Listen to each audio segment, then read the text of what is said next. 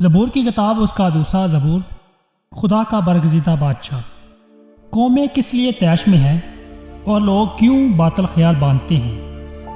خداوند اور اس کے مسیح کے خلاف زمین کے بادشاہ صفا آرائی کر کے اور حاکم آپس میں مشورہ کر کے کہتے ہیں، آؤ ہم ان کے بندھن توڑ ڈالیں اور ان کی رسیاں اپنے اوپر سے اتار پھینکیں۔ وہ جو آسمان پر تخت نشین ہے ہنسے گا اور خداوند کا مضائقہ اڑائے گا۔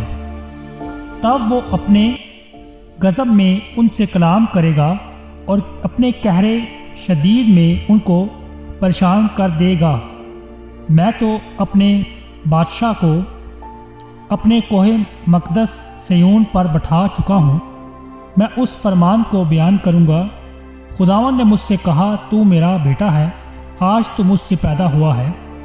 مجھ سے مانگ اور میں قوموں کو تیری میراث کے لیے اور زمین کے انتہائی حصے تیری ملکیت کے لیے بخشوں گا۔ تو ان کو لوہے کے عصا سے توڑے گا، کمہار کے برتن کی طرح تو ان کو چکنا چور کر ڈالے گا۔ پس اب اے بادشاہو دانشمند بنو، اے زمین کے عدالت کرنے والوں تربیت پاؤ۔ ڈرتے ہوئے خداوند کی عبادت کرو، کانپتے ہوئے خوشی مناؤ۔